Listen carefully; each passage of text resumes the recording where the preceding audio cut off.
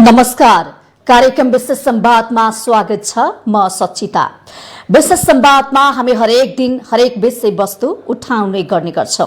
आज हामी विशेष संवादमा खाद्यको कुरा गर्दैछौं, कृषिका कुरा गर्दैछौं र त्यसमा पनि राष्ट्रिय खाद्य बैंक लिमिटेड यति बेला करिब 7 महिनादेखि स्थापना भएको छ।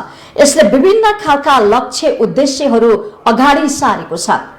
नेपालमा पसिलो आहारको व्यवस्था गर्ने, पसिलो खानाको खाद्यको व्यवस्थापन गर्ने र सँगसँगै दिगो कृषि विकास गर्ने र त्यसमा पनि स्थानीय मानिसलाई कृषिमा कसरी संलग्न गराउन सकिन्छ, कसरी कृषि क्षेत्रको उत्थान र प्रगति गरेर कृषिबाटै आय आर्जन गर्ने भनेर यसले विविध खालका लक्ष्य उद्देश्य राखेर स्थापना भएको छ। अहिले हेर्ने भने झापा लगायत, बर्दिया लगायतका, पोखरा लगायतका विभिन्न जिल्लामा यसले खेती विस्तार पनि गरेको छ। अन्नबालीका कामहरू सुरुवात गरिसकेको छ र सँगसँगै धान, गहुँ, मकै, कोदो, फापर लगायतका सबै क्षेत्रमा चाहिँ फड्को मार्ने भनेर विकास गर्ने, अब देशमा कृषि क्रान्ति गर्ने, कृषिबाट नै देशलाई आत्मनिर्भर बनाउने भनेर एउटा दिगो योजना बनाएको छ राष्ट्रिय खाद्य बैंक लिमिटेडले। यो काठमाडौँमा भर्खरै मात्र यो कोभिडको संघारमा यो असरमा अवसरको रूपमा चाहिँ जन्मिएको संस्था हो र यो संस्थाका अध्यक्ष यति बेला हामीसँग हाम्रो स्टुडियोमा हुनुहुन्छ शंकरनाथ उप्रेती। उहाँसँग विशेष गरी यो संस्था कसरी जन्मियो, यो संस्थाका उद्देश्य, यसका काम, कर्तव्य, दायित्व र यो संस्था आइसकेपछि वास्तवमा उहाँहरूले भने जस्तो पौष्टिक आहारको कुरा गर्नु भएको छ, खाद्य सम्प्रभुताको कुरा गर्नु भएको छ, सँगसँगै दिगो कृषि विकासको क्रान्तिको कुरा गर्नु भएको छ। के यो सम्भव छ त?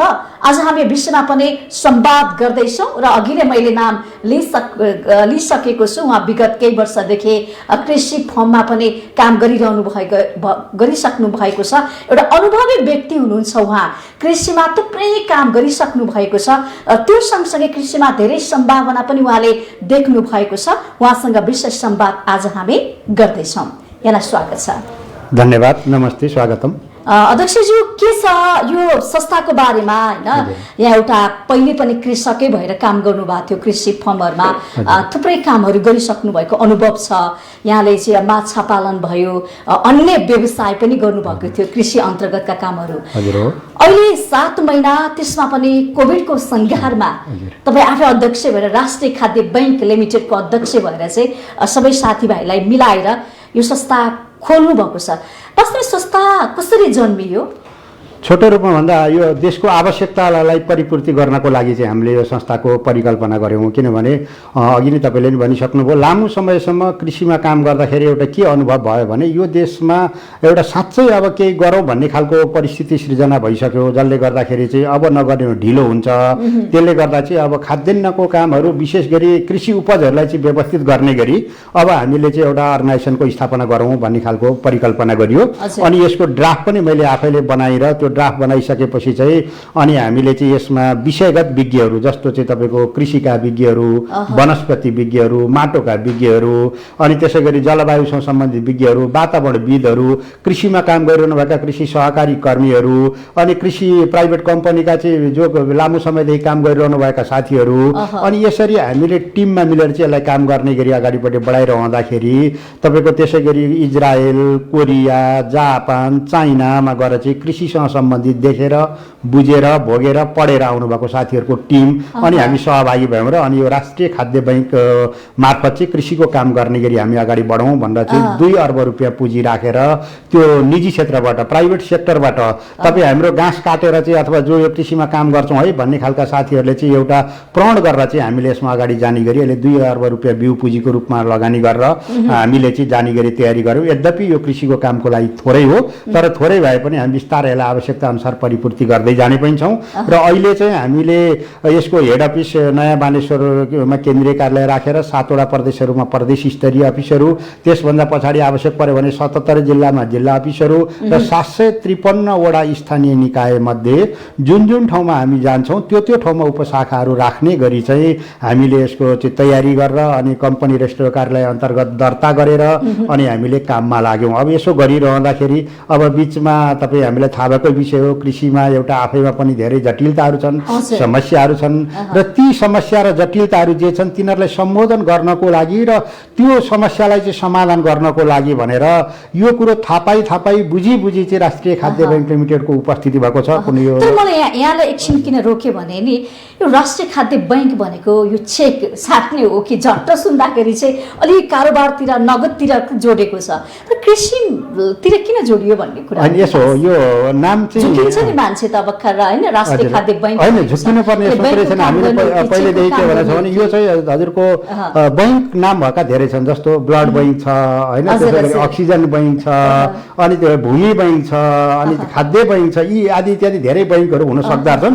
अब त्यसले गर्दाखेरि हामीले पनि यो नेपाल अधिराज्यभरिको कृषि उपजहरूलाई चाहिँ एकै ठाउँ ल्याएर केन्द्रित गर्ने गरी चाहिँ बैंकको परिकल्पना गरिएको हो। तर हामी चाहिँ जो राष्ट्र बैंक अन्तर्गतको चेक साट्ने काम पनि गर्दैनौँ, अनि त्यसभन्दा पछाडि चाहिँ त्यो निक्षेप सङ्कलन गर्ने काम पनि गर्दैनौँ।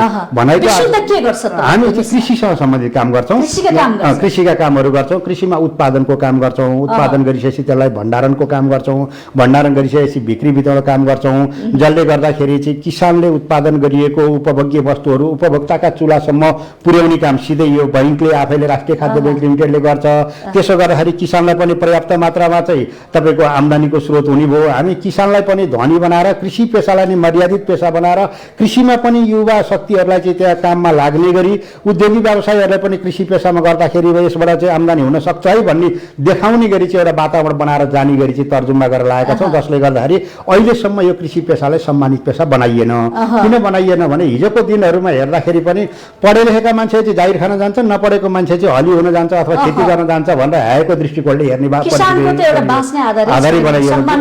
सम्मान बनाइएन। दोस्रो खालको कुरा भनेको हजुरको करिकुलममा पाठ्यक्रममा हेर्दा नि के देखियो भने त्यहाँ डाक्टर, पाइलट, इन्जिनियर, किसान सबैको फोटो राखिन्छ। अरूको चाहिँ एकदम राम्रो ह्यान्डसम देखिन्छ, किसानको चाहिँ लुम्रे धुम्रे टोपी फाटेको झुम्रो लुगा लगाएको, जसले गर्दाखेरि चाहिँ त्यो हाम्रो बाल मस्तिष्कमा रहने नानी बाबुहरूलाई सोध्ने हो भने तिमीले के बन्छौ भनेर त्यो देखाउने भने कसैले पनि म यो किसान बन्छु भनेर भन्दैन। किसानले आफ्नो छोरालाई पनि किसान बन भन्दैन नि त, किन भन्दैन? हो, किनभने यो किसानी पेसाहरूप्रति आफैमा जोखिम छ। त्यो भनेको जम्मै किसानले आफैले बेहोर्नु परेको छ, उसले भोगिरहेको छ भन्नुको मतलब के हो भने होइन, भविष्य एकदम राम्रो छ अहिले पनि होइन, तर यो आफू एकजनाले मात्रै के गर्न सकिँदो रहन्छ। मैले हजुरसँग भन्न खोजेको कुरो के भने जस्तो तपाईँको किसान अब ठुलो पानी आयो, कहीँबाट बाढी आयो, त्यो सबै किसानको खेतबारी सुहा बनाएर लगिदियो, उसको खेती प्रणाली सबै सकियो। अलिकति बढी घाम लाग्यो अथवा खडेरी पर्यो, जसले गर्दाखेरि चाहिँ त्यो फल्न लागेको फुल्न लागेको खेती किसानी काम त्यो समाप्त भएर गयो। अनि चट्याङ पर्दियो, असिना पर्दियो, काहीँ बाढी गइदियो, काहीँ चाहिँ तपाईँको बाटो भत्काइदियो, काहीँ चाहिँ अब सरकारका नीतिगत पोलिसीहरू जस्तो त्यहाँभित्र कतिपय कुराहरू मिल्दैन, नमिलेको बेलामा कहिले बिउ आउन पाउँदैन, कहिले मल आउन पाउँदैन, कहिले चाहिँ बजारको सुनिश्चित हुँदैन, कहिले चाहिँ आन्दोलन र के हुन्छन्। यी सबै कारणले गर्दाखेरि पनि त्यो मार भनेको सिँगै किसानले बेहोर्नु परिरहेको छ, जसले गर्दाखेरि किसानी पेसामा लागेको मान्छेहरू पनि अनि त्यसले गर्दा पलायन हुने अवस्था छ। असुरक्षित छ। अब यो पेसालाई छैन, यो पेसालाई अब सुरक्षित पेसा बनाउनु पर्छ, सम्मानित, व्यवस्थित, मर्यादित र आम्दानीको दर आय स्रोत हुने पेसाको रूपमा यसलाई हामीले लिएर जाने गरी राष्ट्रिय खाद्य बैंक लिमिटेडको उपस्थिति भएको छ। त्यही भएर दिगो विकास समेत होइन, यसका विकाससँग जोडिएका कुराहरू पनि छँदैछन्, जिडिपीसँग जोडिएका कुरा छ। किनभने अहिले पनि तपाईँको चाहिँ कुल गृहस्थ उत्पादन योग्य जमिनमध्ये 51% जमिन चाहिँ तपाईँको बाँझो छ। भन्नुको मतलब किनभने 50-51 सालदेखि चाहिँ राजनीतिक आन्दोलनका कारणले कतिपय गाउँबाट मान्छे द्वन्द्वका कारणहरूले मान्छे लखेटे के भयो, त्यो बाँझो भयो। त्योभन्दा पछाडि चाहिँ अब ती जग्गा जमिनहरू अरू पनि कतिपय कारणहरूले बरु बाहिर चाहिँ मान्छेहरू गएर 20-25 हजार रुपियाँ बचाएर यहाँ पठाउँदाखेरि सुरक्षित महसुस भयो, तर आफ्नो जग्गा जमिनमा खेती कमाइ गर्दाखेरि चाहिँ त्यो असुरक्षित हुने खालको परिस्थिति सिर्जना भयो। अब राष्ट्रिय खाद्य बैंक लिमिटेडले चाहिँ यो एउटा अभियानका रूपमा रहेका चाहिँ बाँझा जग्गाहरूमा उत्पादनको काममा सरिक गराउने कसरी भने तपाईँको चाहिँ एउटा स्थानीय निकाय जो स्थानीय सरकार छ, अनि प्रादेशिक सरकार छ, सङ्घीय सरकार छ, उहाँहरूसँग बसेर समन्वय गरेर सम्पर्क गरेर त्यो अभियानका रूपमा चाहिँ यसलाई लिएर जाँदाखेरि थुप्रै खालका कुराहरूमा चाहिँ समन्वय गर्दै जाने गरी हामीले तयारी गरेका छौँ, जसले गर्दा किसानहरूलाई पनि अब के ढुक्कता हुने भने जुन ठाउँमा राष्ट्रिय खाद्य बैंक लिमिटेडको उपस्थिति रहन्छ त्यो ठाउँबाट हामीले पाइलट प्रोजेक्टको रूपबाट चाहिँ पहिला हामी तपाईँहरूलाई यसरी खेती कमाइ गर्नुहोस् है भनेर त्यहाँ सिकाउने गरी चाहिँ उहाँहरूलाई हाम्रा विज्ञहरू मार्फत विषयगत विज्ञहरूले चाहिँ उहाँहरूलाई सिकाउनुहुन्छ। अनि त्योभन्दा पछाडि त्यहाँ सिकिसकेपछि त्यो हावापानीमा त्यो माटोमा चाहिँ अब जे कुराको उत्पादन बढी दिन्छ त्यो उत्पादन दिने कुराहरूलाई चाहिँ हामीले अभियानका रूपमा चाहिँ त्यो गाउँभरि त्यो टोलभरि त्यो ठाउँभरि लगाउने छौँ र त्यो उत्पादित वस्तुहरूलाई चाहिँ उत्पादन गर्नको लागि हाम्रा कृषि प्राविधिकहरूले चाहिँ उहाँहरूलाई सहयोग गर्नुहुनेछ। अब हामीले बनाउने उत्पादनहरू भनेको चाहिँ कस्तो हो भने तपाईँको खान योग्य खालको सेफुडको रूपमा प्रयोग गरिने तपाईँ हाम्रो स्वास्थ्य हुने तर आजकै मितिमा अर्ग्यानिक अथवा प्राकृतिक खाना भनिहाल्न हामी सक्दैनौँ। किन सक्दैनौँ भने माटो पनि बिग्रेको छ, त्यो माटोलाई पनि सुधार्दै ल्याउनुपर्छ। अहिले चाहिँ यस्तो बिगारेको छौँ, विगत हामीले चाहिँ केही समय पछाडिदेखि चाहिँ अन्धधुन्ध रूपमा चाहिँ हामीले त्यहाँ रसायनको प्रयोग गरेका छौँ, विषादीको प्रयोग गरेका छौँ, जसले गर्दाखेरि चाहिँ माटो चाहिँ तपाईँको उर्वरा योग्य माटो चाहिँ ढुङ्गा जस्तो साह्रो भइसकेको छ। त्यसले गर्दा त्यो उत्पादन हुने शक्ति मरिसकेको छ। अब पुनः माटोलाई पनि हामीले चाहिँ बचाउँदै अनि त्यही भएर त्यो माटोलाई पनि खानेकुराहरू दिँदै अब माटोलाई पनि पूर्ण रूपमा चाहिँ ल्याइसकेपछि हाम्रो अर्ग्यानिक बनाउँछौँ र हामी देशव्यापी रूपमा अर्ग्यानिक खानेकुराहरू बनाउने नै हाम्रो अभियान हो। तर आजका मितिमा चाहिँ हुन सक्दैन, भोलिका दिनमा हामीले बनाउँछौँ। जसले गर्दाखेरि सुरुवात त गर्नु भएको छ नि खेती अन्नबाली सुरुवात हो। अन्न होइन हामीले यसो छ, हामीले के छ भने अहिले 4वटा प्रदेशहरूमा हामी पुगेका छौँ, जस्तो बागमती प्रदेशमा अनि गण्डकी प्रदेशमा अनि लुम्बिनी प्रदेशमा र 1 नम्बर प्रदेशमा चाहिँ हाम्रा गतिविधिहरू सञ्चालन हामीले गरिसकेका छौँ। 3टा प्रदेशमा क्रमशः हामी अहिले यही वर्ष पुग्ने गरी तयारी गर्दैथ्यौँ। यो बिचको चाहिँ अब यो कोभिडको सङ्कुचनले गर्दाखेरि हामी जान सकिएन, किनभने तपाईँ हामी सबैलाई थाहा छ घरभन्दा बाहिर निक्लिन पाइएन। अनि त्यसले गर्दाखेरि चाहिँ यस्तो अवस्था रहेको हुनाले चाहिँ हामीले अब त्योलाई चाहिँ जहाँ हाम्रा पाइलट प्रोजेक्टहरू गरेका छौँ, झापाको गौरादह नगरपालिका 2 को ठकठकेमा चाहिँ हामीले चाहिँ त्यहाँ 50 बिघा जग्गा हामी आफैले भाडामा लिएर खेती कमाइको काम सुरुवात गरेका छौँ। अनि त्यहाँबाट किसानहरूसँग मिलेर चाहिँ त्यहाँ हामीले 413 बिघा जग्गामा चाहिँ धानहरू रोपेका छौँ। धान पनि कस्तो रोपेका छौँ भने त्यहाँको चाहिँ लोकल धान जो चाहिँ तपाईँको बासमती धान छ त्यो लोप भएर जाने अवस्थामा छ। अहिले त्यो पाक्दाखेरि ढिलो समय लाग्छ, त्यति बेर किराहरूले आक्रमण गर्छन्, फल्दाखेरि थोर फल्छ अनि अर्को बोट हुन्छ लड्छ। त्यसले गर्दा किसानहरू त्यो धान लगाउनको लागि चाहिँ धेरै इच्छुक हुनुहुन्न, जसले गर्दाखेरि त्यो बिउ अब केही वर्ष पछाडि लोप भएर जाने अवस्थामा छ। अनि हामीले अहिले देशव्यापी रूपबाट चाहिँ यो बासमती धानलाई चाहिँ हाम्रो रैथाने बाली जुन छ त्यसलाई संरक्षण गर्नुपर्छ भनेर लागेका छौँ र केही वर्ष पछाडि हामी त्यो बिउलाई चाहिँ त्यो ठाउँमा लाग्ने गरी चाहिँ हामी राष्ट्रिय खाद्य बैंक लिमिटेडले आफैले त्यो बिउ बिजनको काम पनि गर्छ। तर अहिले चाहिँ हामीले त्यहाँ माटोलाई चाहिँ परीक्षण गरौँ, हाम्रो चाहिँ त्यहाँ माटो विज्ञ डाक्टर साहबहरू जानुभयो, जस्तो प्रोफेसर डाक्टर चन्द्र पोखरेलको टिमले गरेर चाहिँ त्यहाँ गएर माटो लिनुभयो, विज्ञहरू लानुभयो, माटोहरू हेर्नुभयो। अनि त्यसभन्दा पछाडि पहिला नारको चाहिँ प्रवक्ता पनि हुनुहुन्थ्यो डाक्टर भोलामान सिंह बस्नेतको टिमले गरेर चाहिँ त्यो धान बालीसँग सम्बन्धित कुराहरूको बारेमा सबै कुरा सिकाएर आउनुभयो। अनि त्यो ढङ्गले चाहिँ अहिले हाम्रा कृषि प्राविधिकहरू हेरेर चाहिँ त्यहाँ हामीले काम गरिरहेछौँ र यद्यपि अहिले पनि त्यहाँ खेत रोप्ने काम भइरहेको छ, रोपाइ सकिएको छैन अहिले पनि। अनि त्यसै गरी हामीले चाहिँ बर्दियाको बाँके, बर्दिया, कैलाली, कञ्चनपुरको चाहिँ पाइलट प्रोजेक्टको रूपमा बर्दिया जिल्लाको गुलेरिया नगरपालिका वडा नम्बर 3 खैरीमा चाहिँ हामीले 60 बिघा जग्गा आफूले भाडामा लिएर चाहिँ त्यहाँ त्यो पाइलट प्रोजेक्टको रूपमा चाहिँ बासमती धानकै काम गऱ्यौँ। त्यहाँको लोकल बासमती रैथाने बालीको रूपमा रहेको। अनि त्यसभन्दा बाँकी भनेको किसानहरूसँग मिलेर चाहिँ 518 बिघा जग्गामा चाहिँ त्यही धानको हामीले खेती गरेका छौँ र त्यो अहिले हाम्रो सुरुवात भइसकेको छ। त्यसै गरी पोखराको गण्डकी प्रदेशको पोखराको हेम्जामा 35 रोपनी जग्गा हामीले भाडामा लिएर चाहिँ त्यहाँको जेठो बुढो नामक धान चाहिँ जो त्यहाँ त्यो बासमती धानै हो त्यो धानलाई चाहिँ लगाएका छौँ र अनि 313 रोपनी जग्गामा चाहिँ किसानहरूसँग मिलेर काम गरेका छौँ। र एवं रीतिले चाहिँ अब अहिले हामीले पहिलो सुरुमा हामीले अन्नबालीबाट गऱ्यौँ र पहाडी जिल्लाहरूमा हामीले अन्नबालीहरूमा हामीले मकै, कोदो, धान, गहुँ, फापर, जौ जस्ता कुराहरू उत्पादन गर्छौँ। तर अहिले मकै र कोदोबाट पहाडी जिल्लाहरूमा, धानबाट तराईका जिल्लामा सुरु गरिसकेका छौँ। अब क्रमैसँग त्यो बाली हटाउने बित्तिकै अर्को बालीको रूपमा चाहिँ त्यो बाली चक्र अनुसार हामी तिनीहरू लिएर आउनेछौँ र जसले गर्दाखेरि हामीले बनाउने जति कुराहरू भनेको चाहिँ तपाईँको सबै अब अहिले सेफुडको रूपमा र केही वर्षपछि अर्ग्यानिक बालीहरू बनाउँछौँ। जब अन्नबालीबाट चाहिँ हामी एउटा गति अगाडिपट्टि पुर्याइसक्छौँ अनि त्यसभन्दा पछाडि हामी तरकारी बालीहरूको सुरु गर्छौँ, अनि फलफुल बालीहरू, अनि त्यसै गरी दही दुध, चिया, कफी, जडीबुटी, माछा मासु यी सबै गर्छौँ। अहिले हाँसको चाहिँ कस्तो हो भने प्रविधि हामीले जापानमा यो पहिला प्रयोगमा आएको प्रविधि हो। व्यावसायिक रूपबाट चाहिँ अहिले हामीले राष्ट्रिय खाद्य बैंक लिमिटेडले सुरुवात गरेका छौँ। अब त्यो झापाको अहिले मैले भने 55 बिघा मध्येको जग्गामा चाहिँ हामीले त्यहाँ अब हाँसलाई चाहिँ अलिकति जग्गा दिएका छौँ भन्नुको मतलब केही हेक्टर जग्गाहरूमा चाहिँ त्यहाँ वरिपरि बारेका छौँ अनि बारेर धान रोपेको 20-22 दिनदेखि 20-22 दिनकै हाँसहरू त्यहाँ पठाइदिन्छौँ अनि त्यहाँबाट उनीहरू दिनै पछि जान्छन्, त्यहाँ चर्छन् ओर्छन्, बेलुका आउँछन्, आफ्नो खोरमा बस्छन्, फेरि जान्छन्, चर्छन्, आउँछन्, फेरि खोरमा बस्छन्।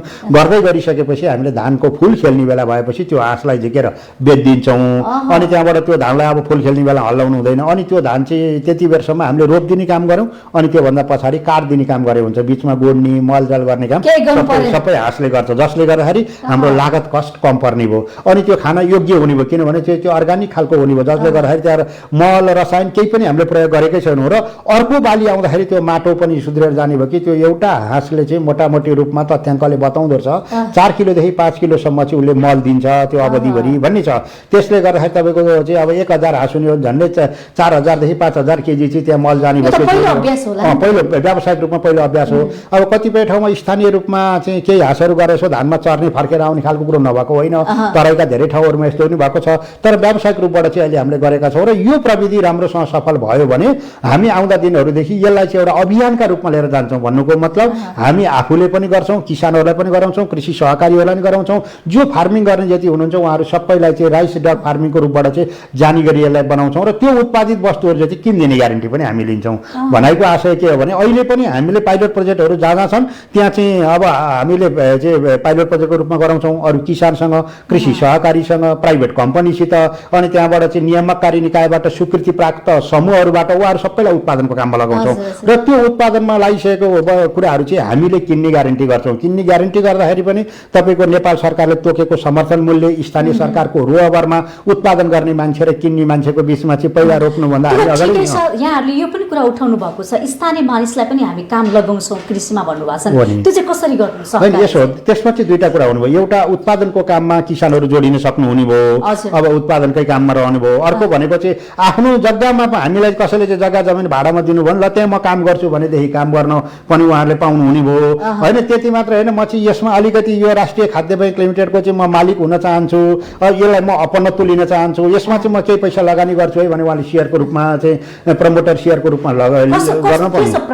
होइन। यसको चाहिँ एकदम सजिलो प्रक्रिया छ किनभने यो तपाईँ हामीले बुझेकै हो नेपालमा हेरिरहनु भएको छ। कम्पनी रजिस्टरको कार्यालयमा दर्ता भन्नेहरू कम्पनी रजिस्टरको कार्यालयमा दर्ता भइसकेपछि यसको आइपिओमा जाने चलन हुन्छ। अहिले हाम्रो चाहिँ 2 अर्ब पुँजी मध्येको चाहिँ 30% हामीले आइपिओलाई छुट्याउनु पर्छ गरेर 60 करोड रुपियाँ पैसा हाम्रो आइपिओमा जान्छ अनि बाँकी 140 करोड रुपियाँ पैसा चाहिँ जो कृषिमा काम गर्न चाहने, जो यसमा चाहिँ कृषिमा केही गरौँ भन्ने खालका साथीहरूले चाहिँ प्रमोटर सेयरको रूपमा सहभागी हुन सक्नुहुन्छ।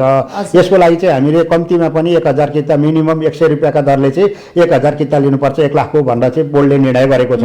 त्यसले त्यसो गर्दाखेरि किनभने यो कम्पनी रजिस्टर कार्यालयमा लानुपर्छ, दर्ता गराउनुपर्छ, उहाँको नाममा सेयर प्रमाणपत्र इस्यु गर्नुपर्छ, त्यो उहाँलाई मन लागेन भने भोलि अर्कोलाई दिन सक्नुहुन्छ। एवं चाहिँ जानुपर्दा कानुनी प्रक्रिया पुरा गर्नको लागि पनि 1000 किता चाहिन्छ भनेर भनेका छौँ र यसमा चाहिँ हामी किसानहरूलाई पनि सहुलियत ढङ्गले दिने गरी पनि हामीले केही पोलिसीहरू बनाएका छौँ। जो 1 लाख रुपियाँ हाल्न सक्नुहुन्न उहाँहरूलाई पनि यसबाट यदि गर्न इच्छा गर्ने साथीहरू हुनुहुन्छ भने यसका बाटाहरू धेरै सम्भावनाहरू खुलाएका छौँ। जो चाहिँ हाम्रो यसका अफिसहरू जस्तो हेड अफिसमा रहेको बानेश्वरमा, नयाँ बानेश्वरमा रहेको राष्ट्रिय खाद्य बैंक लिमिटेडको हेड अफिसमा गएर पनि त्यहाँ बुझ्न सक्नुहुन्छ, त्यहाँ चाहिँ थप गतिविधिको बारेमा अथवा त्यहाँ गएर सेयर लिन सक्नुहुन्छ।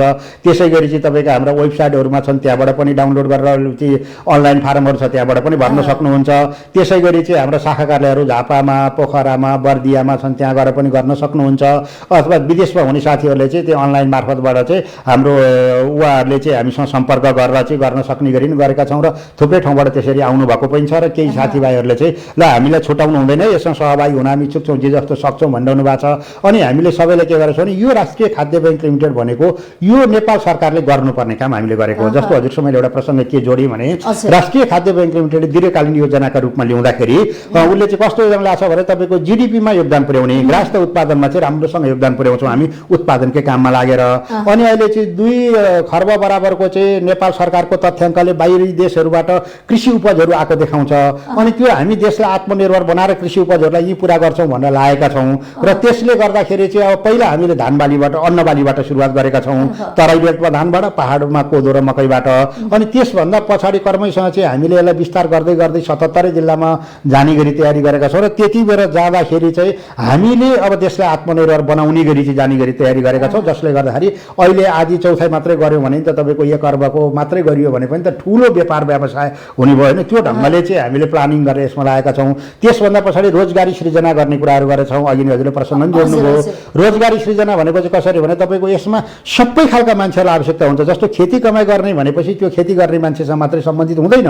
यो राष्ट्रिय खाद्य ब्याङ्क लिमिटेड भनेको चाहिँ तपाईँको यसमा चाहिँ पिएचडी गरेर कृषिमा पिएचडी गर्नुभएको डाक्टरहरूदेखि लिएर सामान्य खेती कमाइ गर्ने मान्छेहरूसम्म सबैलाई रोजगारको अवसर छ।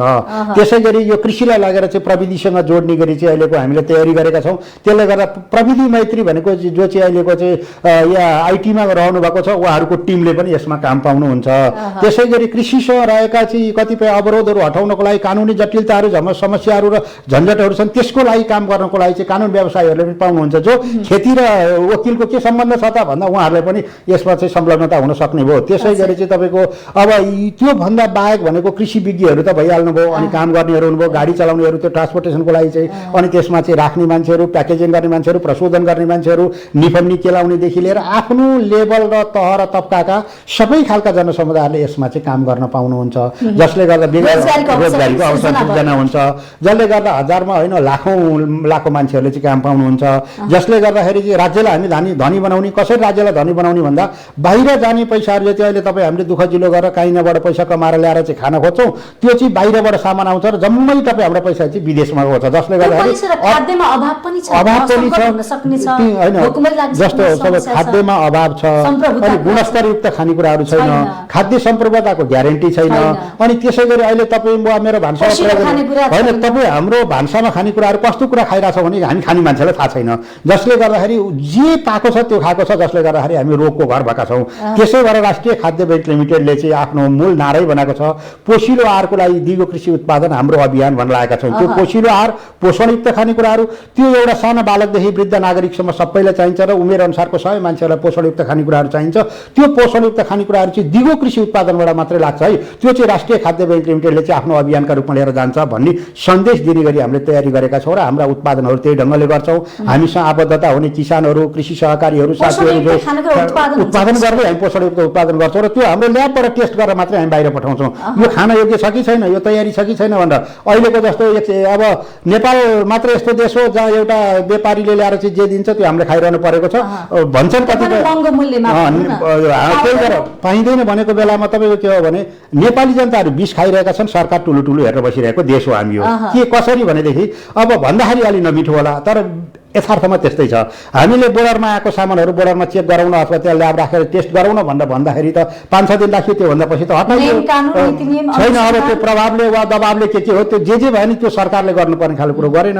अनि त्यहाँबाट हामीले चाहिँ अब हाम्रै ल्याब मार्फत पनि परीक्षण गरेर जाने गरी तयारी गरेका छौँ। तपाईँले हामीले एउटा अहिले के कुरो चाहिँ थाहा लाग्यो प्रमाणित भयो भने हामीले यो अभियान सुरु गरेको 2 वर्षभन्दा बढी भइसक्यो, दर्ता हामी भर्खर भए पनि 2 वर्ष अगाडि हामीले थालेको अभियान अहिले परिपूर्ति भयो। जस्तो एउटा तपाईँको पैसा जम्मा गर्दाखेरि त भारत सरकारले नेपाल सरकारलाई कोभिड विरुद्ध खोप दिन सकेन। भोलि त्यसै गरी चाहिँ एउटा भोकमारीको अभियान आयो भने त सबभन्दा पहिला त्यो देशका जनतालाई नखाइकन त हाम्रो देशहरूलाई दिँदैन। अनि नदिने बित्तिकै त्यति बेर जब संसारमा अनिकाल आयो भने, भोकमारी लाग्यो भने, अनि उनीहरू जुन जुन देशमा उत्पादन हुन्छन् त्यो देशका जनताले खान पाउँछन्। तपाईँ हामी जस्तो उत्पादन नगर्ने देशका जनताहरू भोकै मर्नुपर्ने अवस्था छ। किनभने हामीसँग खाद्यान्न कति मौजात छ भनेर भनियो भनेदेखि त अहिलेको अब हेर्नु सबै कुरो चामल मात्र होइन, तपाईँको यस्तो छ हेर्नुहोस्। अब नेपाल सरकारको तथ्याङ्कले बताउँछ, हामीले न्युजहरूमा सुन्छौँ, तपाईँहरू जस्तो यो पत्र पत्रिका मिडियाहरूले थाहा पाउँछौँ। तपाईँको इन्डोनेसियाबाट बेसार ल्याएर खाँदा छौँ, अमेरिकाबाट भटमास ल्याएर खाँदा छौँ, अस्ट्रेलियाबाट दाल ल्याएर खाँदा छौँ, तेल ल्याएर खाँदा छौँ। एवं रीतिले संसारभरि धेरै देशबाट चाहिँ 152-55 देशभन्दा बढीबाट हामीले खाद्य वस्तुहरू आयात गरेर खान्छौँ, तर हाम्रो यी देशभित्र उत्पादन गर्दैनौँ। अनि भएको जति पैसा कमाएर हामी बाहिर पठाउँछौँ। भनौँ न हाम्रो देशमा 30 खाद्य सामान उत्पादन गर्ने क्षमता छ, सम्भावना पनि छ। तपाईँको मैले यो राष्ट्रिय खाद्य ब्याङ्कको स्थापना भइसकेपछि 7वटा प्रदेशमा चाहिँ म किसानहरूसँग, प्रदेश सरकारहरूसँग, त्यहाँको अगुवा साथीहरूसँग अथवा स्थानीय निकायहरूसँग कुरा गर्न गएँ। जाँदा यति साथीहरूले भन्नुहुन्थ्यो, उदयपुरको बेलका नगरपालिकाको साथीहरूले भन्नुहुन्थ्यो हामीसँग चाहिँ टनका टन बेसार खेर गएको छ, हामीसँग बेसार किनिदिने मान्छे भन्नुहुन्छ। बजार पाएन बेसारले। त्यसै गरी बर्दियामा गयौँ, बर्दियामा जाँदा बर्दियाको साथीहरू हामीसँग बेसार छ, यो कसले किनिदिन्छ भनेर भन्नुहुन्छ। त्यति मात्र होइन, पश्चिम पहाडका मूल के अरे जिल्लाहरूमा थुप्रै ठाउँमा हामीसँग बेसार छ, लु किनिदिने कोही छ भनेर उहाँहरू भन्नुहुन्छ। तर हामी चाहिँ विदेशबाट चाहिँ इन्डोनेसियाबाट बेसार ल्याएर खाना चाहिँ हामी तयार छौँ भनेपछि अब यो अलिकति नेपाल सरकारले पनि यस्ता कुराहरूको बारेमा सोच्नुपर्छ।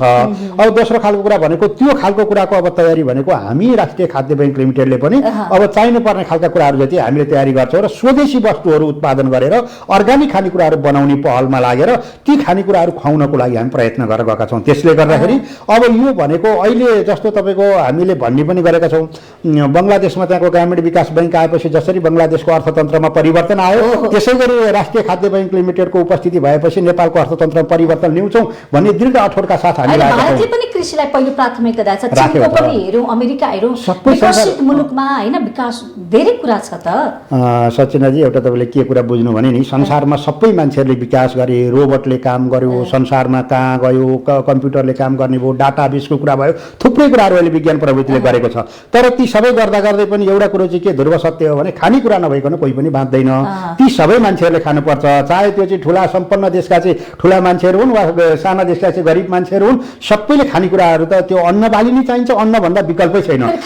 गुणस्तरका यो हो त्यो अन्न बाली उत्पादन गर्नको लागि, त्यो पौष्टिक आहार उत्पादन गर्नको लागि जुन जुन देशले चाहिँ आफ्नो देशमा पहिलो प्राथमिकतामा राखे त्यो देशहरू धनी भएर गए, त्यो देशहरू सम्पन्न भएर गए, मुक्त भयो, स्वस्थ भयो। अब हाम्रो जस्तो देशमा चाहिँ के भइदियो भने तपाईँको एउटा कस्तो विडम्बना छ भने सन् 2016मा एउटा चाहिँ यहाँ नेपालमा पोलिसी भन्यो 20 वर्ष कृषि रणनीति भनेर बनाइयो। त्यो विदेशीहरूको कसैको इसारामा आएको थियो। त्यो रणनीति तयार भइसकेपछि के भइदियो भने हाम्रो देशभित्रका चाहिँ स्थानीय बाली नालीहरू सखाप हुँदै गए। अहिले तपाईँको धानको बिउ खोज्न गइयो भने धानको बिउ पाइँदैन। 1 वर्षको लागि धानको बिउ पाइन्छ, त्यो तपाईँको बहुराष्ट्रिय कम्पनीले दिएको। दोस्रो वर्ष त्यो बिउ फल्दैन, फेरि उहीसँग किन्नुपर्छ। यति हामी परनिर्भर भएका छौँ कि सबै खालका कुराहरू उत्पादित वस्तुहरू उत्पादन गर्ने बिउ बिजनहरू मलहरू सबै बाहिरबाट लिनुपर्ने, जसले गर्दाखेरि चाहिँ हामीले पैसा कमाएर चाहिँ उनीहरूलाई दिनुपर्ने अवस्था सिर्जना भएको भएर यो हिजो अस्ति एउटा मान्छेहरूमा तपाईँहरूलाई 2-4 वर्ष अगाडिसम्म कस्तो थियो कि नेपालमा पनि लोड सेडिङ मुक्त होला र बिजुली पाइएला र भन्ने थियो। अहिले त बिजुली खेर जाने अवस्था भयो नि त। अहिले त्यसै गरी चाहिँ यत्रो 200 खर्बको चाहिँ 2 अर्बको चाहिँ हामीले बाहिरबाट सामान ल्याइरहेका छौँ भने के यस्तो सम्भव होला र भन्ने खालको कुरा छ। यो सम्भव गरेर देखाउँछौँ, तर यसमा सरकार पनि लाग्नुपर्छ। अब त्यो खालको कुराहरूमा चाहिँ हामीले अब कतिपय व्यापारीहरूको कारणले वा कहिले चाहिँ सरकारलाई प्रभावमा परेर वा दबावमा राखेर यसरी बाहिरबाट मात्र ल्याउने कुरा होइन, विकल्प हामी दिन्छौँ। विकल्प दिएका कुराहरू जतिलाई चाहिँ सरकारलाई पनि हामी गजगचाउँछौँ र त्यो कुराहरूमा तपाईँहरू जस्तो मिडियाकर्मी साथीहरूले पनि सपोर्ट सहयोग गर्नुहुनेछ, जसले गर्दाखेरि अब नेपाली जनताहरू पनि स्वास्थ्यप्रति सचेत हुनुभएको छ। किनभने हिजो एक जमाना थियो जे भए पनि खान पाए हुन्थ्यो भन्ने खालको परिस्थिति थियो, जसले गर्दाखेरि खाइयो। अब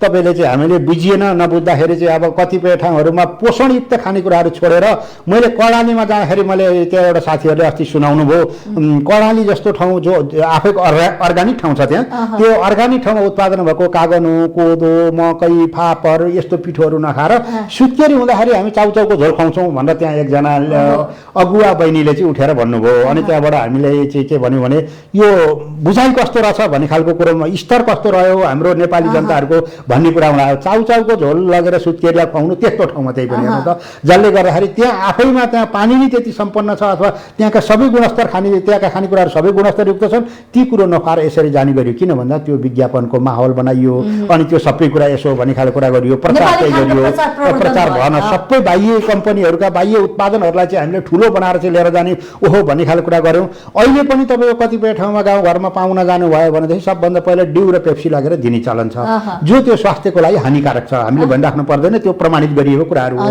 जो हड्डी मकाउने कुरादेखि लिएर ग्यास्ट्रिक बढाउने कुरादेखि धेरै त्यसका कुराहरू चर्चा नगरौँ, त्यो अब स्वास्थ्य विज्ञानका टिमले त्यो कुराहरू सबै भनिराख्नु नै भएको छ, हामीले थाहा पाएको छौँ। त्यो कुराहरूलाई चाहिँ अब छोडेर पहिला तपाईँ हामीले भुरामा खाने खालका हामीले खाएका चाहिँ कतिपय मोहीहरू जस्तो पाउन जाँदाखेरि चाहिँ लगेर चट्ट मोही दिने खालका कुराहरू, दही दिने आफूले बनाउनु त्यस्तो छैन अहिले। अब परिस्थिति कसरी बिगारियो भनेदेखि तपाईँको स्थानीय उत्पादन पनि नगर्ने, हिमालका ठाउँहरूमा पनि लगेर चाहिँ चामलै खुवाउने। चामल भनेको चाहिँ बाह्य देशबाट ल्याइएका चामलहरू जो चाहिँ त्यो गुणस्तरयुक्त छैन थाहा छैन, आफ्नो देशभित्र उत्पादन पनि नगर्ने, आफ्नो देशमा उत्पादित भएका वस्तुहरू कुहिएर जाने। अनि कृषि क्षेत्रमा लाग्नु भएको साथीहरू त्यो पलायन भएर हिँड्नुपर्ने अवस्था। अब जोर जम्मा गरेर केही साथी युवा साथीहरूलाई हामी कृषिमा थालौँ न त भनेर भन्नुभयो, प्राइभेट कम्पनीहरू दर्ता गर्नुभयो, आफूसँग भएको पैसा जति लानुभयो, लगेर चाहिँ केही काम गर्नको लागि चाहिँ त्यहाँ गर्नुभयो, तर 70-75% पैसा चाहिँ लगानी पनि गर्नुभयो, 20-25% पैसा त्यहाँ पुरा भएन। त्यसले उहाँहरूले अब त्यो थप दिने मान्छे नि भनौँ। राज्यले पनि त्यसको लागि चाहिँ सपोर्ट गर्न सकेन। किनभने राज्यले कृषिमा चाहिँ म लगानी गर्छु भनेर भनेको त्यो यस्तो छ जो अनुदानको रूपमा आएको प्रधानमन्त्रीका कोषमा राष्ट्रपतिका नाममा के नाममा सबै ठाउँमा दिएको छ। तर त्यो कसलाई दिएको छ भने जो राज्य सत्ताको पहुँचको वरिपरि घुम्ने, जो चाहिँ त्यहाँ नेताका वरिपरि जान सक्ने पहुँचवाला मान्छेहरूले त्यसलाई प्रयोग गर्नुभएको छ।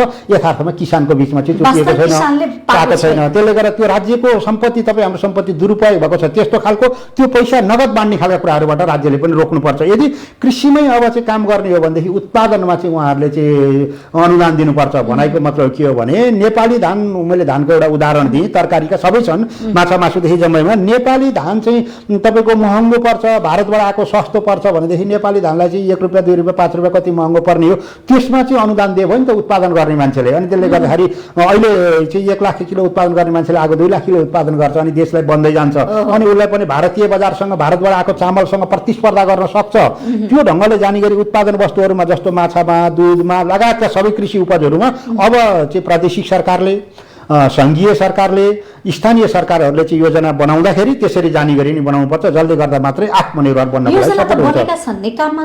त्यसो हो, योजना बनेर कागजमा राखेर मात्रै चाहिँ सचिताजी यसलाई राम्रो हुँदो रहन्छ भन्ने खाले कुरा त हामीले भोग्यौँ नि। जस्तो नेपाल सरकारको अहिलेको अवस्था कस्तो हो भने त्रिभुवन विश्वविद्यालय के अरे उहाँ तपाईँको चाहिँ पहिला त्रिभुवन विश्वविद्यालयमा थियो, अहिले रामपुर विश्वविद्यालयले चाहिँ तपाईँ कृषि उत्पादन गर्ने अथवा पिएचडी गर्ने ठुला चाहिँ त्यहाँ चाहिँ जानकार हुने चाहिँ योग्य मान्छेहरू चाहिँ उत्पादन गर्नुहुन्छ।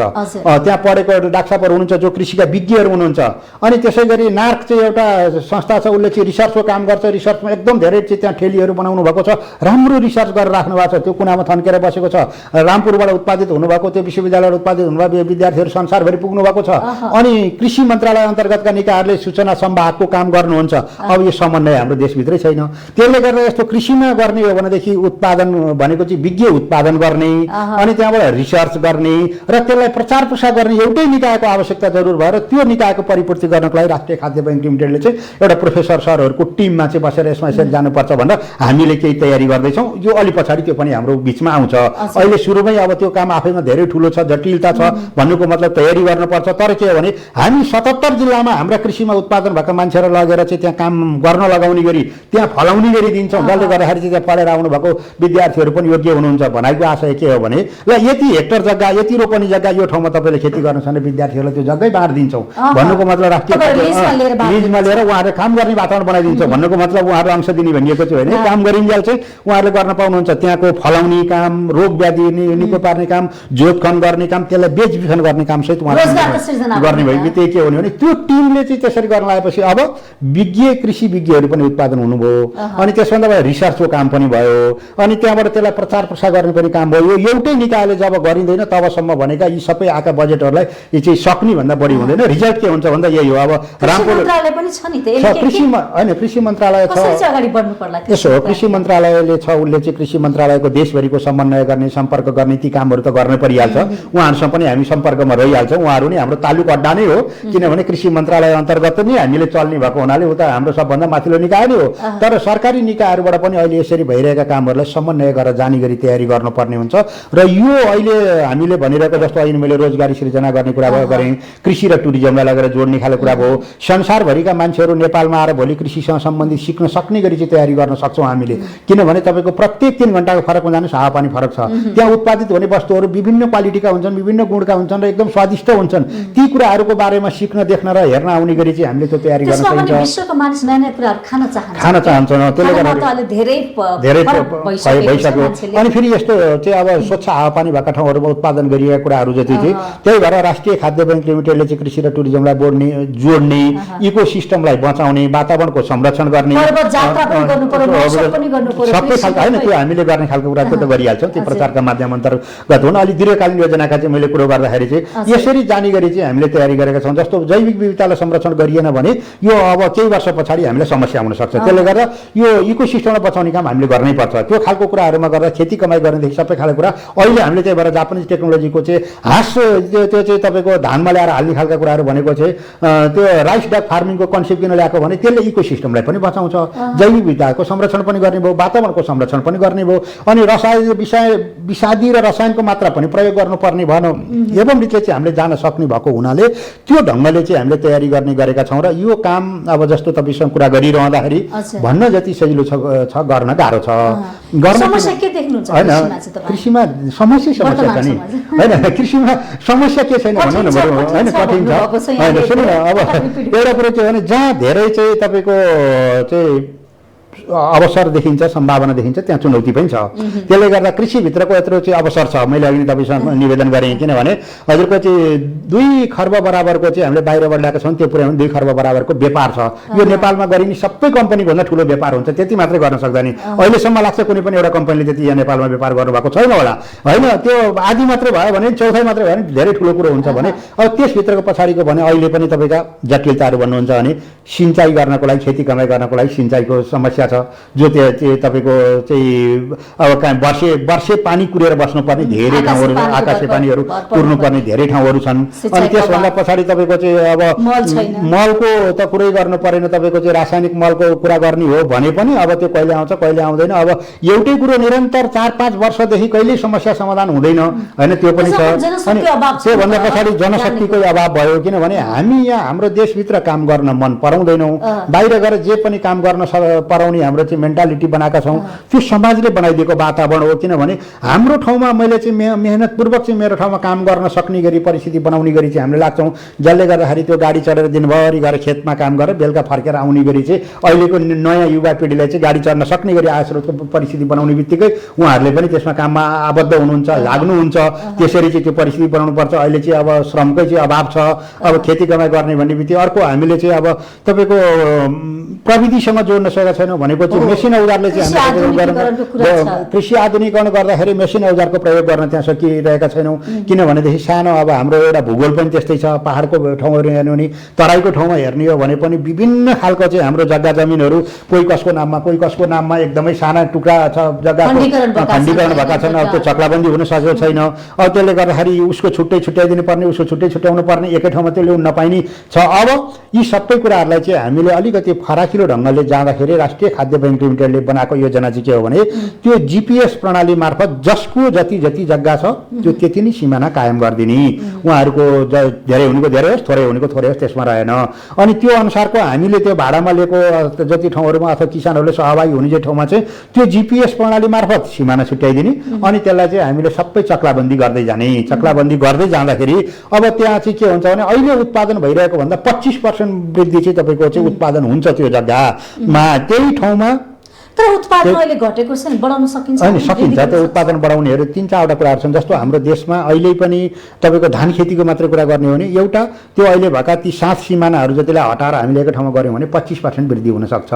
अर्को भनेको चाहिँ हिउँदे धानलाई मात्रै हामीले लगाइदियौँ भने विज्ञहरूले भन्नुहुन्छ धान रोप्नुभन्दा अगाडि त्यो धानको बिउ छान्ने एउटा प्रविधि छ, जो पानीमा राखेर चाहिँ नुन राखेर अनि त्योभन्दा पछाडि चाहिँ त्यसलाई छानेर माथिबाट चाहिँ एकदम पुष्ट खालको उम्रिन जति चाहिँ तल नउम्रिन जति माथि झिकेर फालेर चाहिँ त्यसलाई राखेर चाहिँ रोप्ने बिउ बनाउने खालको मात्रै काम गर्यो भने त्यो रोगसँग लड्न सक्ने क्षमता, धानको प्रतिरोधात्मक क्षमतादेखि लिएर उत्पादन वृद्धि हुने समेत गरेर 10% चाहिँ अहिले गरिएको भन्दा वृद्धि हुन सक्छ भन्नु उहाँहरूले भन्नुभएको छ। र त्यो अहिले हामीले सुरुवात पनि गरेका छौँ हाम्रा पाइलट प्रोजेक्टहरूमा।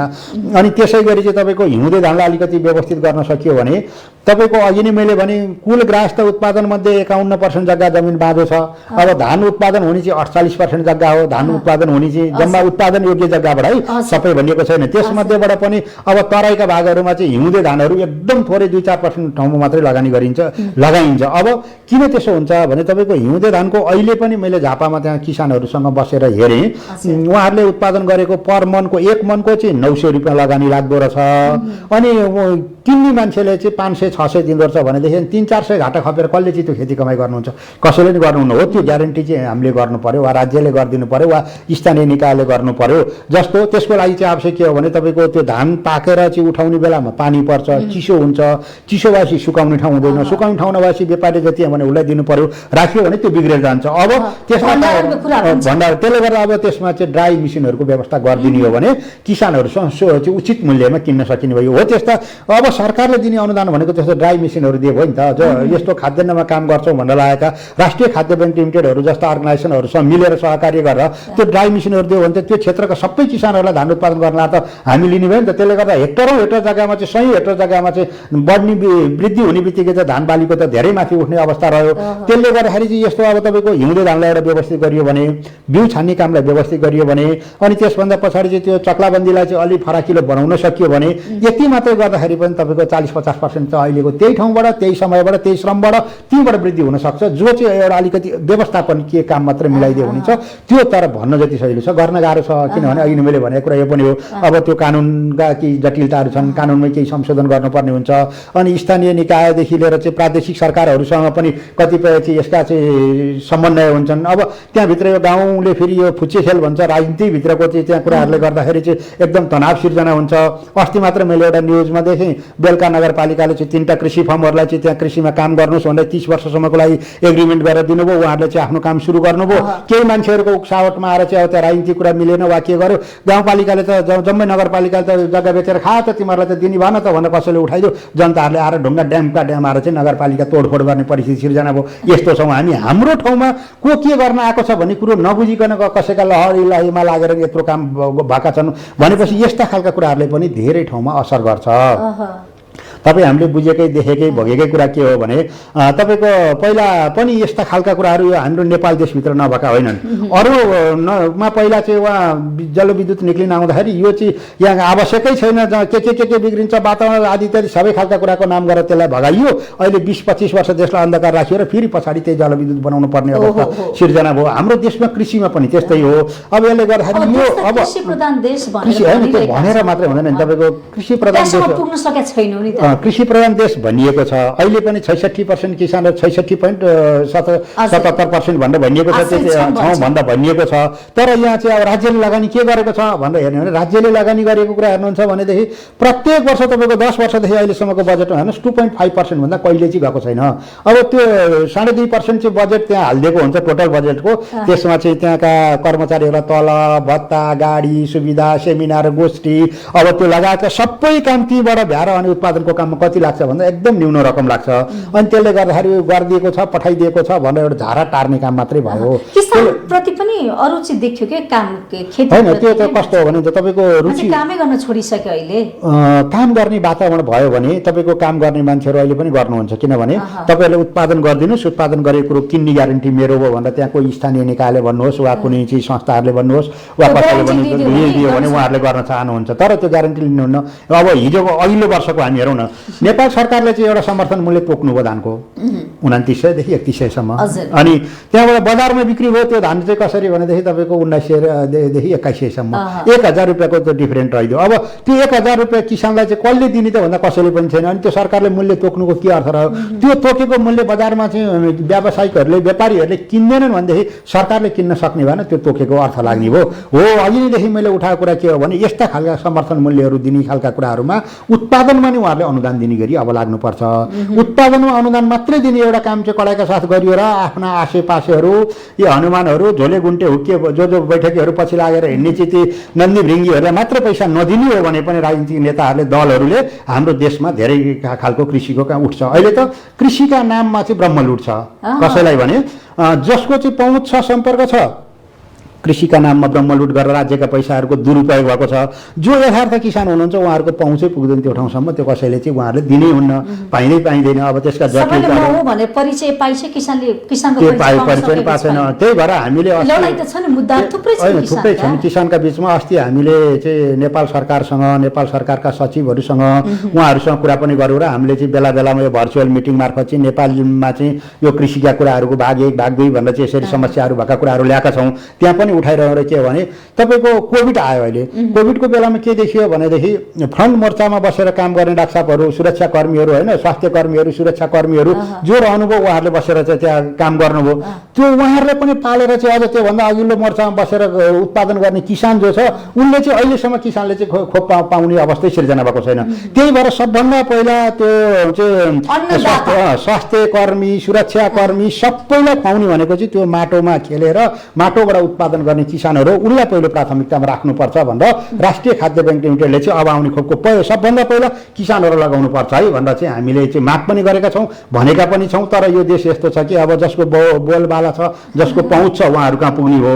अब त्यो निरीह किसान कहाँ जो चाहिँ अहिले पनि खेतमा बसेर चाहिँ पानीमा भिजेर माटो खनेर धान रोपिरहने मान्छेहरूलाई अब किनभने त्यहाँ कतिपय ठाउँमा नेपाल सरकारले भनेका सुरक्षाका मापदण्ड पनि पुरा हुन सक्दैनन्, कतिपय चेतनाको स्तर पनि छैन। अब त्यसले गर्दाखेरि उहाँहरूलाई चाहिँ सबभन्दा पहिला चाहिँ खोप दिएको भए पो हामी सुरक्षित हुन्थ्यौँ त, त्यस्तो खालको परिस्थिति पनि छ। अब त्यसले गर्दाखेरि चाहिँ हाम्रो भनाइको आशय के हो भने राष्ट्रिय खाद्य बैंक लिमिटेडले सदैव किसानी पेसालाई मर्यादित पेसा बनाउँदै, सम्मानित पेसा बनाउँदै, किसानी पेसामा चाहिँ लाग्नको लागि सबैलाई प्रेरित गर्दै, युवाहरूदेखि लिएर व्यवसायीहरूसम्म सबैलाई त्यहाँ जाने गरी त्यो वातावरण बनाउने खालको काममा राष्ट्रिय खाद्य बैंक लिमिटेड लाग्छ। अब हामीले यो 202 अर्ब रुपियाँ पैसा लिएर त अरू व्यवसाय गरेको भए गर्न सक्छौँ। हामी अहिले चाहिँ 560 जना भन्दा बढी छौँ र अहिले साथीहरूले धेरै उ गरिराख्नु भएको छ र केही समय पछाडि हामी 1000 प्लस हुँदैछौँ। अब यसमा चाहिँ हामीले जति यसमा धेरै किसानहरूलाई जोडेर जाने गरी, कृषिसँग आबद्धता हुने गरी, कृषिमा काम गर्न चाहने साथीहरूको चाहिँ यो एउटा हामीले अभियानकर्ताको रूपमा चाहिँ राष्ट्रिय खाद्य बैंक लिमिटेडले अगाडि बढ्छ। यसमा अहिले हाम्रो कोहीसँग प्रतिस्पर्धा छैन, कोहीसँग चाहिँ हाम्रो छैन, किनभने हामी त अर्ग्यानिक खानेकुराहरू बनाउने, किसानलाई पनि धनी बनाउने, उपभोक्तालाई पनि सुपथ मूल्यमा खुवाउने, राज्यलाई पनि बाहिर जहाँ धनी बनाएर चाहिँ अनि त्यहाँबाट यहाँ सेयर लगानी गर्नुहुने हाम्रा चाहिँ जो सेयर सदस्य साथीहरू हुनुहुन्छ उहाँहरूले पनि आय स्रोतको आम्दानीको स्रोत बनाउने गरी डिजाइन गरिएको र सबैले जित्ने गरी चाहिँ बनाइएको प्रोजेक्ट भएको हुनाले यो यति चाँडै हाम्रो अहिले नै काम गरेकै अब हामीले सुरु गरेको दर्ता गरेको 8-9 महिना होइन, कोभिडको बिचमा होइन, 4-5 महिनाको बिचमा चाहिँ देशव्यापी रूपमा यति धेरै माग छ। अहिले पनि साथीहरूसँग हामीले भनेका ठाउँमा पुग्न सकेका छैनौँ। त्यसले गर्दाखेरि उहाँहरू आउनुहोस्, हामी तपाईँहरूसँग आबद्धता हुन्छौँ, काम गर्छौँ। अब यो यसरी उत्पादन गरिएको कुरो किनदिने ग्यारेन्टी गर्नुहोस्, उत्पादन हामी गर्छौँ भनेर उहाँहरूले भन्नुभएको छ। फेरि बजार पनि त्यति गाह्रो छैन, तपाईँको यहाँ कोही गरिराख्नु पर्दैन। खान योग्य खालको यो चाहिँ मेरो स्वास्थ्यको लागि ठिक छ है भन्ने खालको कुरो पाइन्छ भने मान्छेले खोजी खोजी गरिलिनुहुन्छ। अहिले स्वास्थ्यप्रति सचेत हुनुभएको छ, जसले गर्दाखेरि चाहिँ यो बजार बनाएर चाहिँ यहाँ अनेक खालका स्किम भन्छन् त्यो पनि चाहिएको छैन। मात्रै कुरो के हो भने उत्पादित वस्तुहरू खान योग्य हुनु पर्यो, पोषणयुक्त हुनु पर्यो, त्यो ग्यारेन्टी हुनु पर्यो कि यो गुणस्तर भएको छ भन्ने चाहिँ ग्यारेन्टी हुनु पर्यो। तपाईँ हामीले हिजो अस्ति त नदेखेको होइन नि त, यी कुपनटोलमा पनि कतिपय ठाउँमा चाहिँ अर्ग्यानिक पसल छ भनेर अघिल्लो महिना लेखिएको हुन्छ, 6 महिना पछाडि आउँदाखेरि यो पसल बिक्रीमा छ भने 1 वर्ष पछाडि जाँदाखेरि त्यो हिँडिसकेको हुन्छ। भनाइको आशय के हो भने तपाईँको त्यो दिगो खालको चाहिँ कृषिको व्यवस्था गर्नु पर्यो। त्यसैले पोषिलो आहारको लागि दिगो कृषि उत्पादन हाम्रो अभियान भनेर हामीले त्यो कुरालाई ती सबै हाम्रा गतिविधिहरूलाई ती समेटेर ल्याएका छौँ। त्यसले गर्दा पोषणयुक्त स्वास्थ्यवर्धक खानेकुराहरू हामी बनाउँछौँ। त्यो बनाउनको लागि चाहिँ हामी सबैलाई परिचालन, किसानहरूलाई, कृषि सहकारीहरूलाई, किसानी काममा लाग्नु भएको साथीहरू जतिलाई चाहिँ त्यसमा संलग्न गराउँछौँ। त्यो उत्पादित वस्तु राष्ट्रिय खाद्य बैंक लिमिटेडले आफूले व्यवस्थापन पनि गर्छौँ। अनि त्यहाँबाट त्यो ल्याइसकेपछि त्यो हुँदाखेरि त अनि हाम्रो देशलाई आत्मनिर्भर हुने भने त अरूसँग भोकमारी होस् जेसो हामीले पुग्यो नि, त्यसले गर्दाखेरि त हामीले पुर्याउने गरी अलिअलि पुगेन भने यहाँ केही उत्पादन नहुने खालको कुराहरू त्यसो छ। त्यो सबै कुरो छ, तर त्यसलाई हामीले व्यवस्थित गर्न सकेका छैनौँ, समन्वय गर्न सकेका छैनौँ, समन्वयकारी निर्वाह गरिदिन सकेका छैनौँ।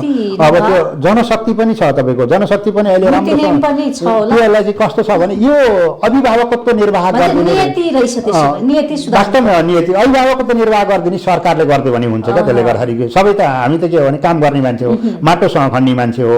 अब त्यसले गर्दाखेरि माटोसँग खेल्ने खालको परिस्थिति मात्रै सिर्जना गरिदियो भनेदेखि सबै कुरा हामी गर्न सक्छौँ। तर अहिले त त्यही पनि बनाइदिएको छैन। कृषिबाट देशलाई हामीले टेवा पुर्याउन सक्छौँ अर्थतन्त्रमा। धेरै राम्रो छ यसो समृद्ध नेपाल सुखी नेपाली भन्दा चाहिँ जुन नारा अहिले राम्रो ल्याइएको छ त्यो परिकल्पना राष्ट्रिय खाद्य बैंक लिमिटेड भित्र छ। त्यो पुरा हामीले गर्छौँ। त्यो गर्नको लागि मात्रै नेपाल सरकारले अभिभावकत्वको भूमिका निर्वाह गरिदियो भनेदेखि बाँकी कुरा राष्ट्रिय खाद्य बैंक लिमिटेडले अरू सबै साथीहरूसँग काम गर्नको लागि हामी तयार छौँ। 2 हात श्रम गर्न तयार छौँ र अहिले पनि गरिरहेका छौँ। 200 जना भन्दा बढी बिएससी गर्नुभएको हाम्रो भाइहरू हुनुहुन्छ जो उहाँ चाहिँ कृषि प्राविधिकको रूपमा रहनुहुन्छ। त्यसै गरी चाहिँ अहिले विषयगत विज्ञहरू नि हामीसँग 50-60 जनाको टिम रहनु भएको छ, उहाँहरूले चाहिँ यो गाइड गरिरहनु भएको छ। अनि त्यसै गरी अर्थविदहरूदेखि लिएर चाहिँ एकदम यसका चाहिँ ज्ञाता देशमा चाहिँ अर्थसँग बुझेका साथीहरूको टिमले चाहिँ हामीलाई सल्लाहको भूमिका दिइरहनु भएको छ। अनि त्यसै गरी चाहिँ चार्टर एकाउन्टेन्ट पढेको चाहिँ सिएसआरहरूको टिमले चाहिँ अर्थ व्यवस्थापनका कामहरू, प्लानिङका कामहरू, प्रोजेक्सनका कामहरू ती सबै गरिरहनु भएको छ। अनि त्यसै गरी चाहिँ कानुन व्यवसायी साथीहरूले चाहिँ कानुनमा रहेका जटिलताहरू हटाउनको लागि चाहिँ सरकारलाई सहयोग गर्नको लागि चाहिँ निर्माण गरिरहनु गरिरहनु भएको छ। अनि कुशल व्यवस्थापक साथीहरूले चाहिँ यो राष्ट्रिय खाद्य बैंक लिमिटेडको व्यवस्थापनको काम गरिरहनु भएको छ र यी सबै खालका कुरा गर्दै लाग्छ। अब यो सुरुको बेलामा कतिपय कामहरू गर्दाखेरि भने जस्तो नमिले पनि सबै हाम्रो बसमा मात्रै छैन, हाम्रा पनि सीमितताहरू छन्, हामी लिमिटेसनभित्र हिँडेका छौँ। तर भोलिका दिनहरूमा यो अभियानको नेतृत्व चाहिँ राष्ट्रिय खाद्य बैंक लिमिटेडले गर्छ। त्यसो भएर नेपालमा राष्ट्रिय खाद्य बैंक लिमिटेडको उपस्थिति भनेको कृषि क्रान्तिको नयाँ आयाम हो र सुरुवात हो र नवीनतम ढङ्गले अगाडि बढ्छ भनेर चाहिँ हामीले दावा गरेर हिँड्ने खालको तयारी गरेका छौँ। तपाईँहरूले जुन एउटा कृषिमा नयाँ समाचार सुनाउनु भएको छ होइन, सुरुवात पनि गरिसक्नु भएको छ, यसमा चाहिँ हाम्रो तर्फबाट बधाई र फेरि शुभकामना। राम्रो होस्, जुन एउटा गन्तव्य बनाउनु भएको छ पौष्टिक आहारको कुरा होइन, कृषिमा दिगो विकासको कुरा, उत्पादन गर्ने कुराहरू थुप्रै कुराहरू ल्याउनु भएको छ। यसमा चाहिँ एकदमै दत्तचित्त भएर लाग्नु होला। हाम्रो शुभकामना। धन्यवाद बिजनेस प्लस र सचिताजी, तपाईँहरू लगायत यो सबै टिमलाई। यसरी आएर राष्ट्रिय खाद्य बैंक लिमिटेड पनि एउटा किसानको हितको लागि आएको र देशमा चाहिँ देशलाई आत्मनिर्भर बनाएर जिडिपीमा योगदान पुर्याउने गरी रोजगारी सृजनाका साथ चाहिँ अर्ग्यानिक खानेकुराहरू खुवाउनको लागि चाहिँ राष्ट्रिय खाद्य बैंक आयो है भन्ने खालको शुभ सन्देश यहाँ सबैका बीचमा यो सम्प्रेषित गरिदिनु भएकोमा तपाईँ लगायत यो सबै टिमलाई हार्दिक धन्यवाद दिन चाहन्छु। नमस्ते। हजुर, आज हामीले कार्यक्रम विशेष संवादमा शङ्करनाथ उप्रेतीज्यूलाई बोलाएका थिए। उहाँ राष्ट्रिय खाद्य बैंक लिमिटेडका अध्यक्ष हुनुहुन्छ। उहाँले नयाँ खालका एउटा योजना ल्याउनु भएको छ, कृषिमा केही गरौँ भनेर। यस विषयमा रहेर विशेष संवाद गरौँ। संवादबाट म पनि बिदा हुन्छु। बिजनेस प्लस टेलिभिजन एचडी हेर्दै गर्नुहोला। नमस्ते।